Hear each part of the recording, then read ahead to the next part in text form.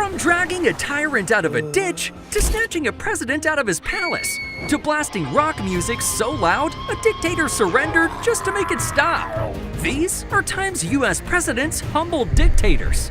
And spoiler, while some came to the negotiating table, others ended up behind bars. But first, let's start with the biggest bully of them all, Adolf Hitler, the guy who thought he could conquer the entire world with his so-called 1,000-year Reich. But spoiler, it only lasted 12. Cause in the early 1940s, Hitler was on an absolute tear across Europe. France fell, Poland fell, and country after country crumbled under the Nazi war machine. For a while, it seemed like nobody could stop him. Until Japan bombed Pearl Harbor, and Hitler, in one of the dumbest strategic moves in military history, decided to declare war on the United States. Huge mistake, buddy. Cause President Franklin Roosevelt turned America into what he called the arsenal of democracy. Factories that once made cars were now pumping out tanks, planes, and bombs. American shipyards were building warships faster than Germany could sink them. And the US was producing more military equipment than every other country combined. But here's the thing, FDR didn't just want to beat Hitler. He wanted unconditional surrender. No negotiations, no deals, just Hitler begging for mercy. So on June 6, 1944, the Allies launched D-Day, the largest amphibious invasion in human history, where over 150,000 troops stormed the beaches of Normandy. And from there, American and Allied forces pushed across Europe. Meanwhile, the Soviets were closing in from the east, and Hitler's army was getting squeezed from both sides. But this is where it gets pretty pathetic for little Adolf. Cause the guy who once mocked Americans as mongrels who could never fight ended up cowering in a concrete bunker beneath Berlin as Soviet artillery shells rained down on his capital. Who's the mongrel now? Yep, FDR and the Soviets forced the terrified dictator underground while his empire crumbled above him. Nice work, sir. Fist bump. And on April 30th, 1945, Adolf Hitler took his own life in that bunker. And days later, Nazi Germany surrendered unconditionally. However, poor FDR didn't live to see the final victory. He passed away just weeks earlier from a massive stroke. But speaking of bringing dictators to their knees, this next guy was literally defeated by rock music. And no, I'm not joking. Cause in the 1980s, Manuel Noriega was the military dictator of Panama. And here's the thing, he used to be on America's payroll. The CIA had worked with Noriega for years as an intelligence asset during the Cold War. But Noriega got a little greedy, cause he started running drugs. Like, a lot of drugs. We're talking full-on cartel-level trafficking through Panama. And on top of that, he rigged elections, brutalized political opponents, and basically turned Panama into his personal crime operation. So by 1989, President George H.W. Bush had seen enough. In December, Bush launched Operation Just Cause, sending over 24,000 US troops to invade Panama and take Noriega down. And the Panamanian military? They folded immediately. US forces overwhelmed them within days. But Noriega himself slipped through the cracks. So where did this tough guy dictator run to? The Vatican Embassy. That's right, he hid inside a church compound, hoping diplomatic immunity would save him. But when it comes to the United States, you can hide in a church, you just can't hide from speakers. Cause American troops surrounded the embassy and started blasting rock music at full volume, 24 hours a day, non-stop. We're talking Van Halen's Panama, Kenny Loggins' Danger Zone, and the most badass playlist the US military could put together, aimed directly at Noriega's window. Highway to the Danger Zone! But after days of sonic assault, Noriega just couldn't take it anymore. So on January 3rd, 1990, the dictator walked out and surrendered to US forces. They slapped handcuffs on him, threw him on a plane, and flew him to Miami to face drug trafficking charges. A guy who once had absolute power over an entire country, brought down by American troops and a killer playlist. But if you thought that was a dramatic capture, this next one is still fresh. 'Cause for years, Nicolas Maduro clung to power in Venezuela like a barnacle on a sinking ship. The economy had completely collapsed, and inflation was so insane, people were using stacks of cash as napkins, 'cause they were literally worth less than paper. Millions of Venezuelans fled abroad, and the United States even indicted Maduro on drug trafficking and narco-terrorism charges aimed at the US market. But Maduro, he didn't care. He kept on rigging elections, crushing protests, and railing against Yankee imperialism from his palace in Caracas. When President Donald Trump authorized Operation Absolute Resolve, a lightning strike by US Special Operations Forces directly into Caracas. 'Cause in the early morning hours, while most of Venezuela was sleeping, American operators moved in. And by dawn, Nicolas Maduro and his wife Celia Flores were in US custody. And when Trump announced the operation was a success, Venezuelan communities all around the world erupted in celebration. Woohoo! 'Cause the man who spent years screaming about American plots to overthrow him was finally extracted from his palace by American forces. Nice work, boys. Throw him in the back and let's get out of here. The operation was so successful, it sent a shiver down the spine of every dictator watching around the world. 'Cause no amount of anti-American speeches will save you when a US president decides you're done. Kinda like Woodrow Wilson back in 1913, when a Mexican general named Victoriano Huerta pulled off a violent military coup. He overthrew and murdered the democratically elected President Francisco Madero during what became known as the 10 Tragic Days. Huerta then declared himself president of Mexico, a classic strongman move. And the dude had a brutal secret police, a heavy drinking problem, and zero interest in democracy. Not a great combination. Most world powers shrugged and recognized Huerta's government, for stability and oil. But not Woodrow Wilson. The newly inaugurated president flat out refused to recognize Huerta's regime.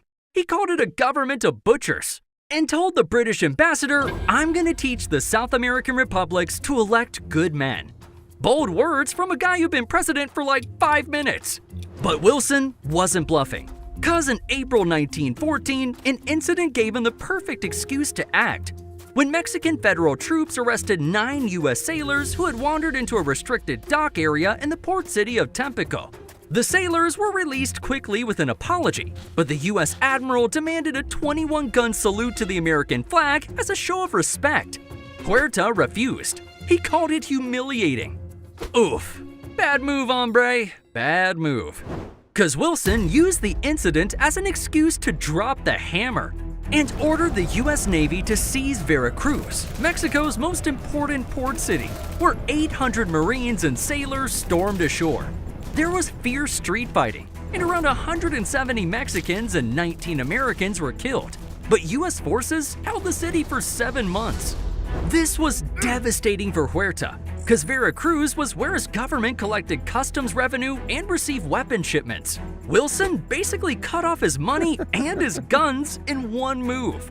Meanwhile, rebel forces led by Venustiano Carranza, Alvaro Obregón, Pancho Villa, and Emiliano Zapata were closing in from all sides. Squeezed from every direction, Huerta's regime collapsed, and by July 1914, he resigned and fled into exile, first to Spain, then ironically to the United States, where he was later arrested for plotting to retake Mexico. Adios, amigo! Enjoy the slammer! But unfortunately, not all presidential standoffs are that quick and easy, 'cause this next one almost ended the world. In October 1962, US spy planes discovered something terrifying. The Soviet Union was secretly installing nuclear missiles in Cuba, just 90 miles off the coast of Florida. Missiles that could reach Washington, D.C., New York, and most major American cities in minutes. So President John F. Kennedy had an impossible decision on his hands. Either bomb the missile sites, invade Cuba, or find a third option. Thankfully, JFK chose option 3, where he imposed a naval quarantine around Cuba.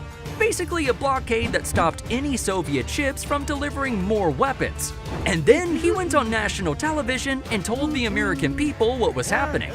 For 13 days, the world held its breath. And Soviet Premier Nikita Khrushchev had a decision to make. Either push forward and risk nuclear war with the United States, or back down. And this is where it gets even crazier. Cause behind the scenes, both sides were terrified. Soviet ships were headed toward the blockade line. American forces were at DEFCON 2, one step below nuclear war. One wrong move by anyone and millions of people could die. But Kennedy held firm. He didn't blink. And on October 28th, Khrushchev backed down and removed the Soviet missiles from Cuba. In exchange, the US secretly pulled some of its own missiles out of Turkey, but that part stayed hidden from the public for years. To the rest of the world, it looked like Khrushchev had simply folded, and in Moscow, his own people saw it the same way. Cause Soviet leadership viewed the outcome as a massive blow to their prestige. It was outright humiliation.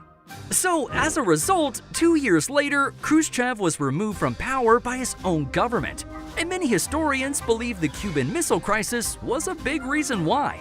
Kennedy's steady hand didn't just humble a dictator, it prevented nuclear annihilation. Hey, thanks for saving the entire human race, sir. But while JFK used restraint to humble his opponent, this next president went all in. Because Saddam Hussein had already survived one war with America. In 1991, George H.W. Bush kicked Saddam's forces out of Kuwait in the Gulf War. However, Saddam stayed in power. And for the next 12 years, he terrorized his own people, built lavish palaces, and posed in military uniforms like he was the toughest guy on the planet. Then came 2003, and his luck ran out. When President George W. Bush launched the Iraq War, accusing Saddam of hoarding weapons of mass destruction. And yeah, those weapons were never found, but that's a whole other conversation. Cause the military operation itself was swift and devastating. US and coalition forces blitzed through Iraq and captured Baghdad in just 3 weeks, and Saddam's 24-year reign was over. The Iraqi people famously tore down his statue in the center of Baghdad, a moment broadcast around the world. But Saddam himself, the dude vanished. For months, US forces hunted him across Iraq. They raided safe houses, interrogated associates, and followed every lead. Until December 13th, 2003, they finally found him. And this is the part that makes every dictator on Earth lose sleep. Cause the mighty Saddam Hussein, the man who built golden palaces and ruled through fear, was found hiding in a tiny underground hole on a farmhouse property. A camouflage spider hole barely big enough for one person. And when soldiers pulled him out, he was filthy and exhausted, with a long, scraggly beard. The guy looked like he'd been living in a ditch. Well, I guess he had been living in a ditch. A US soldier on the scene said the captive looked like a man resigned to his fate. Nice work, boys. I think this dictator's been sufficiently humbled. Saddam was later tried by Iraq's new government and executed. But while some presidents use military force to humble dictators, others just use tweets. Cause in 2017, North Korea's Kim Jong-un was testing missiles left and right. He was launching them over Japan and threatening to nuke the US. Most presidents would have responded with careful diplomatic language. But Donald Trump, not so much. Cause Trump went on Twitter and called Kim Little Rocket Man. And Kim fired back, calling Trump a dotard, which is an old English word for a senile old man. And honestly, most Americans, including myself, had to Google what it meant. But Trump wasn't alone. He tweeted that his nuclear button was much bigger and more powerful than Kim's, and that my button works. Haha, that's a good one, sir, but do we really need to be doing this on Twitter? The whole world was watching two world leaders trash talk each other like it was a UFC press conference, and people were genuinely worried it might lead to nuclear war. But here's the twist. All that pressure and public humiliation, it actually worked. Cause in 2018, Kim Jong-un did something no North Korean leader has ever done in history. He agreed to sit down with a sitting US president face to face. So Trump and Kim met at a historic summit in Singapore. The two shook hands, smiled for the cameras, and talked behind closed doors. A year later, Trump even stepped across the DMZ into North Korea, the first sitting US president to ever set foot in the country. Now look, North Korea's still got its nukes, and Kim is still Kim. But the fact that Trump's unorthodox approach forced the most reclusive dictator on the planet to come to the negotiating table, that's a form of humbling in itself. The little rocket man went from launching missiles to sitting across the table asking for a deal. But while some presidents used diplomacy to break their enemies, others crossed the line and committed war crimes. From the largest mass execution in US history to collecting dead Japanese body parts, to torture programs so disturbing they'll haunt you in your sleep. These are the worst war crimes committed by US presidents. And some of these crimes are so horrific, you'll be wondering how they even got away with it. So click this video right here and find out how.